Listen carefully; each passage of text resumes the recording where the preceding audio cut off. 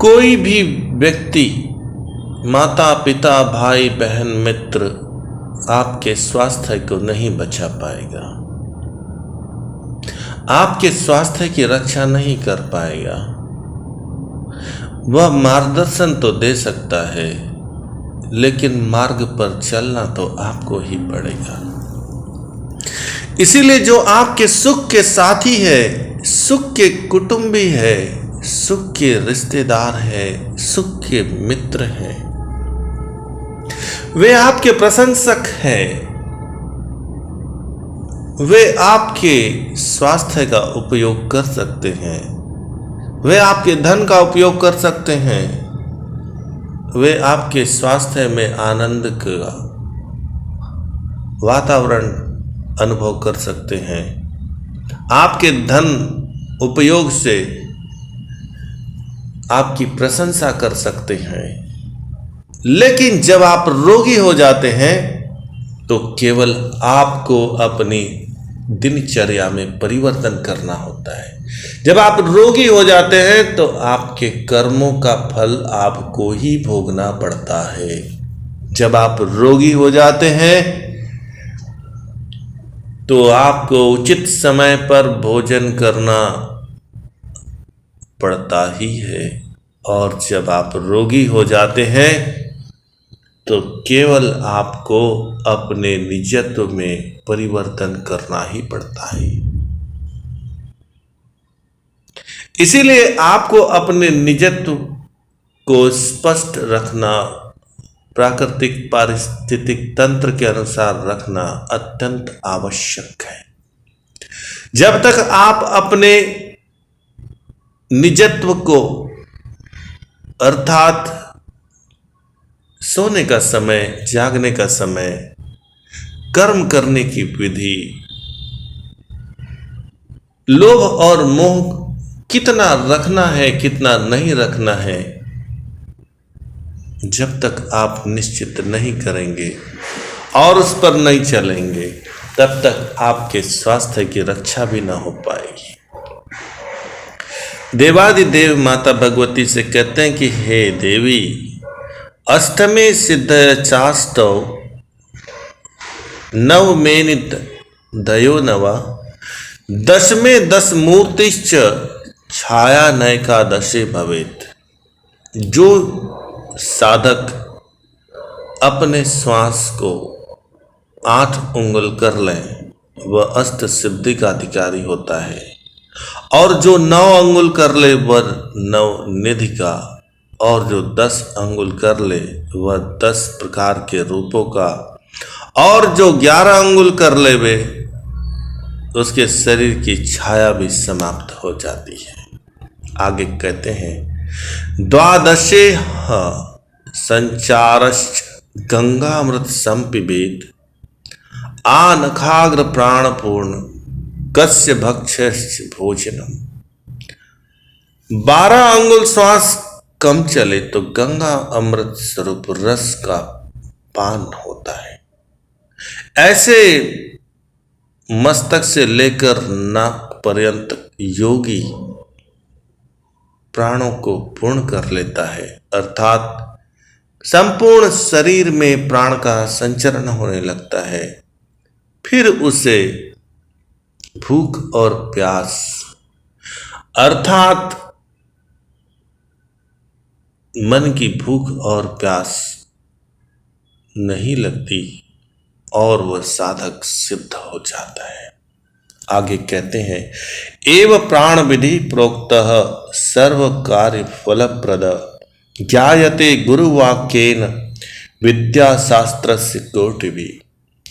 ऐसे सब कार्यों के फल देने वाली प्राण विद्या जो गुरु के वचन से प्राप्त होती है वह करोड़ों शास्त्रों से भी प्राप्त नहीं हो सकती। इसलिए हे देवी, प्राण विद्या की साधना गुरु के वचन के अनुसार ही करने से स्वास्थ्य की रक्षा हो सकती है। आगे भगवान कहते हैं प्रातः चंद्रो रवि सायं यदि दैवा चलभ्येत, मध्याह्नो मध्यरात्रे च परतस्त प्रवर्तते। यदि दैव योग से प्रातः काल चंद्रमा और सायंकाल सूर्य स्वर न मिले तो मध्याह्न से अथवा अर्धरात्रि से पीछे की ओर प्रवृत्त होने लगता है। आगे कहते हैं, दूर युद्धे जयी चंद्र समीपे तु दिवाकर वहनांगयागतः पाद सर्व सिद्धि प्रजायते। दूर देश में युद्ध करना हो तो चंद्रमा विजयकारी है, समीप देश में यदि युद्ध करना है तो सूर्य नाड़ी विजयकारी है। और जो स्वर चलता है उसी स्वर को आगे करके यदि व्यक्ति गमन करे तो सभी सिद्धियां प्राप्त हो जाती है। आगे भगवान कहते हैं, यात्रा रंबे विवाहे च प्रवेशे नगरादिके शुभ कार्येषु सर्वेषु चंद्रवार प्रशस्यते।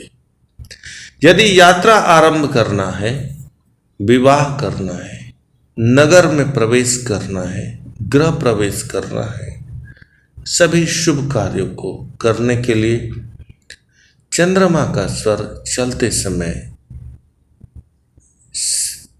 करना चाहिए।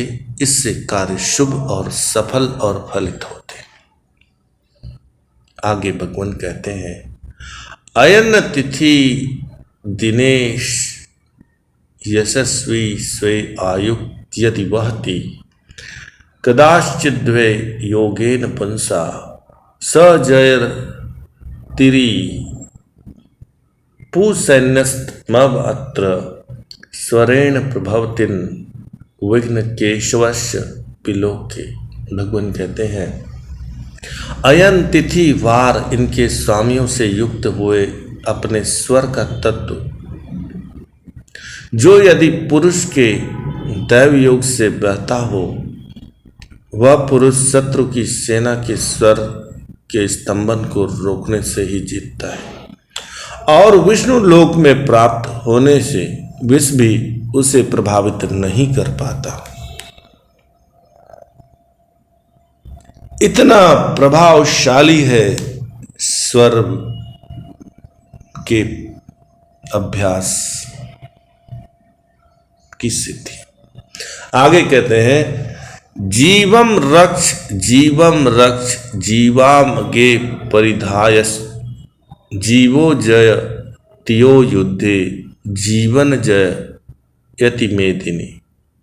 जो पुरुष जीवांग हृदय को वस्त्र से आच्छादित कर युद्ध में जीवम रक्ष ऐसा जपता है, वह संपूर्ण पृथ्वी को जीत लेता है। आगे कहते हैं, भूमौ जले चक कर्तव्यम गमनम शांति कर्म वनहौ वायु प्रदीप तेप के पुनर्भविष्यति। भगवान कहते हैं, शांति के कर्मों में पृथ्वी व आकाश तत्व में गमन करें और क्रूर युद्ध आदि कर्मों में अग्नि तथा वायु तत्व के चलते समय गमन करें। भगवान एक एक बात को बड़ी गहराई से माता पार्वती से कहते हैं। हो सकता है आपको समझ ना आए, लेकिन 2-3 बार यदि आप अध्ययन करें, थोड़ा सा चिंतन करें तो सरल हो सकता है। आगे भगवान कहते हैं, जीवेन शस्त्र बंधात जीवेनैक विकासेत जीवेन प्रक्षिपेक्षस्त युद्धे जयति सर्वदा। जीव करके शास्त्र को बांधे, यानी जो स्वर नासापुट में चल रहा हो उसी अंग में शास्त्र को धारण करे और जीव से अर्थात जो नासापुट से स्वर चलता है उसी हाथ से शस्त्र को खोले और उसी हाथ से शस्त्र को शत्रु की ओर फेंकने से वह पुरुष सदा युद्ध जीतता है। यह बात विद्यार्थी के लिए भी लागू होती है, सामान्य व्यक्ति के लिए भी लागू होती है कि जिस नासापुट से स्वर बह रहा हो उसका स्मरण करके और उसी ओर से कार्य प्रारंभ करें तो कार्य में सफलता मिलती है। आगे भगवान कहते हैं, आकृष्य प्राण पवनम समारोहित वाहनम समुत्तरेत पदम दक्षा सर्व कार्याणि साधयेत। जो पुरुष प्राणवायु को ऊपरी ओर खींच करके चढ़ता है और श्वास उतारते समय रुकता है, वह धीरे धीरे सभी कार्यों को साध लेता है। यह भी बड़ी प्रायोगिक बात है कि श्वास चढ़ते समय व्यक्ति को अग्रसर होना चाहिए और धीरे धीरे धीरे श्वास उतरने लगे उस समय व्यक्ति को उस कार्य को पूर्णता देनी चाहिए। इससे कार्य में सफलता मिलती है। आगे भगवान कहते हैं, अपूर्ण शत्रु सामग्री पूर्णे वा स्वलंबलम यथा कुरुते पूर्व तत्वस्थो जयते वसुंधरा। खाली स्वर में शत्रु की सेना आदि सामग्री तैयार हुए और पूर्ण स्वर में अपनी सेना को तैयार करें, ऐसे पूर्ण तत्व में स्थिरता हुआ पुरुष अकेला ही पृथ्वी को जीत लेता है। आगे भगवान कहते हैं, जन नाड़ी वहते चांगे तस्यामेवाद देवता सन्मुखोपि दिशांतेसा सर्व काम फलप्रदा। शरीर में जिस नाड़ी में स्वर चलता है उसी नाड़ी का अधिपति देवता यदि उसके सम्मुख उपस्थित हो जाए तो समस्त कार्यों में सिद्धि प्राप्त होती है। आगे भगवान कहते हैं, आदौ तु क्रियते मुपाग पश्चात युद्ध समाचरित सर्प मुद्राकृतियेन तस्य सिद्धिर्न संशय। पहले तो मुद्रा करें और पीछे युद्ध करें। जो पुरुष सर्प मुद्रा करता है उसकी सिद्धि होती है, इसमें कोई संदेह नहीं है। इसीलिए हे शिव भक्तों, किसी भी कार्य को करने से पहले, किसी भी कर्म को करने से पहले उस कर्म को करने की मुद्रा का ध्यान करना है। उस मुद्रा में उपलब्ध होकर उस कार्य को करने से उस कार्य की सफलता अवश्य मिलती है। आगे भगवान कहते हैं, चंद्र प्रवाहे पथ्य सूर्य वाहे मटा स माया यति चंडो काम समीरणस्तत्व विदाम प्रतोय शून्यते में तिष्कार्य नाशनम। चंद्रमा के स्वर में अथवा सूर्य के स्वर में सूरवीर योद्धा युद्ध करने को जाते हैं, वहां वायु तत्व अथवा पूर्ण स्वर चलता हुआ शुभ है। ऐसे तत्ववेत्ताओं का निश्चय है और खाली स्वर कार्य का नाश करने वाला होता है। इस श्लोक में भी यह प्रयोग किया जा सकता है कि जब भी आप कोई कर्म कर रहे हैं तो सूर्य स्वर और चंद्र स्वर को थोड़ा सा अनुभव कर लीजिए, और यदि जब खाली स्वर चल रहा हो उस समय कोई भी कार्य न करें, क्योंकि खाली स्वर चलते समय कर्म करने से कर्म आपका विनाश का कारण बन जाता है। आगे भगवान कहते हैं, याम दिश वहतेर वायु युद्धशम दिशि सिदापयेत जय तत्वेन संदेह शक्रोप्यद चाग्रत। जिस दिशा को बाईं या दाहिनी तरफ से वायु स्वर चलता हो उसी दिशा में युद्ध के लिए जाए। यदि आगे इंद्र हो तो भी उसको जीत कर ही आ सकता है। यहां पर बात केवल हमारे कर्मों की है कि हम प्रातः से संध्या और संध्या से प्रातः तक कोई न कोई कर्म अवश्य करते हैं और उसकी सफलता की कामना भी करते हैं, फल की कामना भी करते हैं। लेकिन प्रत्येक क्षण हम स्वर का ध्यान रखें और स्वर के अनुसार हम अपने कार्य का नियमन करते जाएं, तभी हम सफलता को प्राप्त कर सकते हैं। आगे भगवान कहते हैं, यत्र नाड्या वहेत वायु स्तदंगे प्राणमेव च आकृष्य गच्छेत कर्ण त्यजत जयतेव पुरंदरम। भगवान कहते हैं कि जो जैसा स्वर चलता है उसी स्वर के अनुसार कर्म करना है। और यदि आपने ऐसा अभ्यास कर लिया कि स्वर के प्रवाह के अनुसार कर्म करना शुरू कर दिया तो फिर आपका कर्म फलित ही होगा, सफल ही होगा। आगे भगवान कहते हैं, प्रतिपक्ष प्रहारेभ्य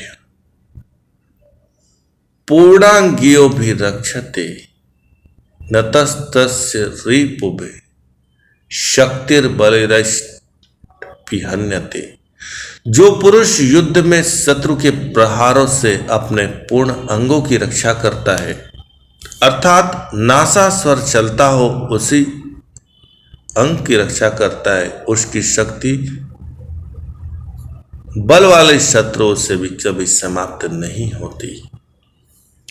इसीलिए कर्म करते समय स्वरों का ज्ञान और स्वरों के अनुसार अपने कर्म की दशा और दिशा का ध्यान रखना चाहिए। आगे भगवान कहते हैं, अंगुष्ठतर्जनी वशे पादांगुष्ठे तथा ध्वनि युद्ध काले च कर्तव्यम लक्ष्य योद्धा जयी भवेत।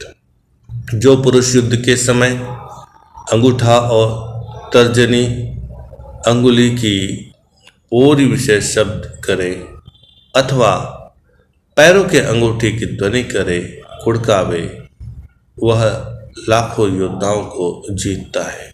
अर्थात हाथ की उंगलियां यदि क्रियाशील हो रही हो तो पैरों की उंगलियों को भी थोड़ा क्रियाशील रखने से मनुष्य के संपूर्ण शरीर में शक्ति का प्रवाह होता है और ऐसे समय में कर्म करने से व्यक्ति का कर्म फलित होता है।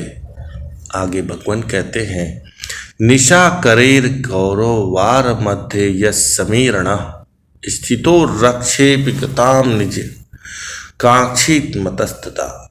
जिस पुरुष के चंद्रमा के स्वर में अथवा सूर्य के स्वर में वायु तत्व चलता हो, उस समय जय की इच्छा रखने वाला पुरुष गमन करे तो सभी दिशाओं की रक्षा होती है। हमें स्वरों के ज्ञान के लिए चंद्र नाड़ी अभ्यास और सूर्य नाड़ी अभ्यास करना चाहिए। योगी इसे चंद्र नाड़ी प्राणायाम और सूर्य नाड़ी प्राणायाम कहते हैं और नित्य चंद्र नाड़ी प्राणायाम और सूर्य नाड़ी प्राणायाम करने से मनवांछित फल की प्राप्ति होती है। आगे भगवान कहते हैं, श्वास प्रवेश काले च दूतो जल वांछिता तस्यार्थ सिद्धि मयार्थी निर्गमे नैव सुंदरी। हे प्रिये, हे सुंदरी, जिस मनुष्य के भीतर श्वास प्रवेश होते हो कोई दूत या उसकी वांछित बात कहे, उसका प्रयोजन सिद्ध होता है और श्वास निर्गम के समय उसका कार्य सिद्ध नहीं होता है।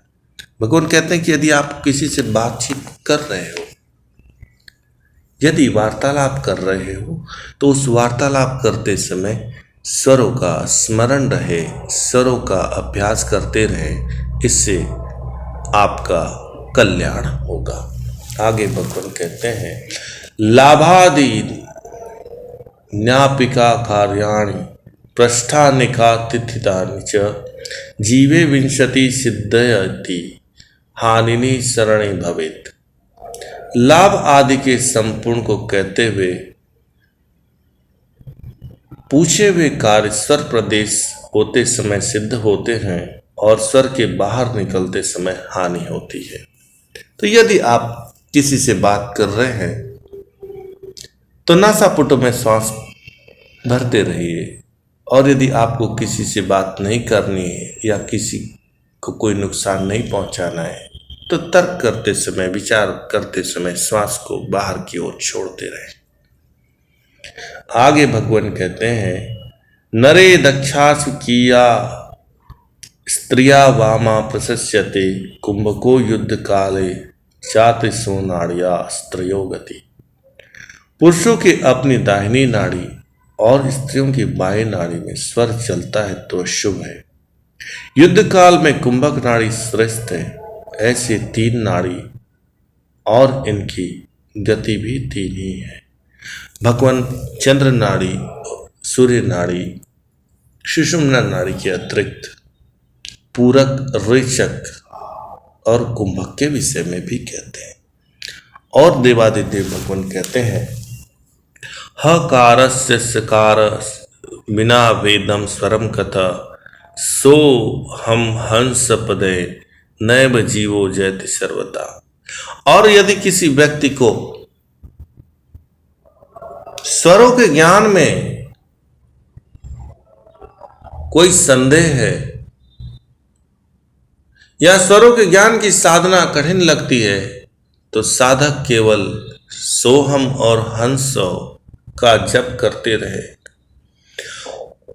और यह निरंतर जप करने से साधक की मनोकामना भी पूरी हो सकती है और साधक के कर्म भी फलित हो सकते हैं।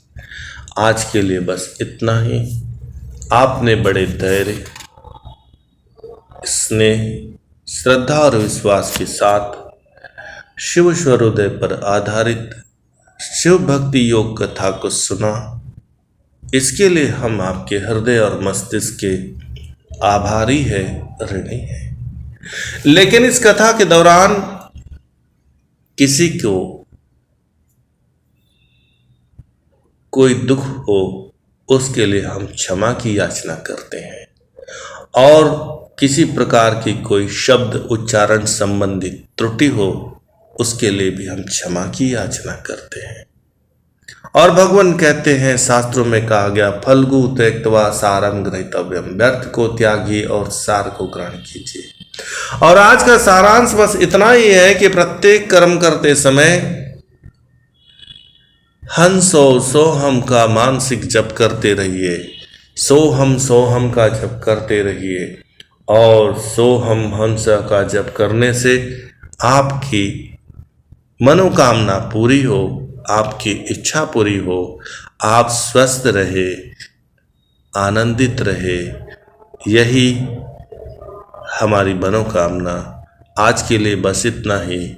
ओम नमः शिवाय, ओम नमः शिवाय। ओम त्र्यंबकं यजामहे सुगंधिं पुष्टिवर्धनम् उर्वारुकमिव बन्धनान् मृत्युर्मुक्षीयमामृतात्।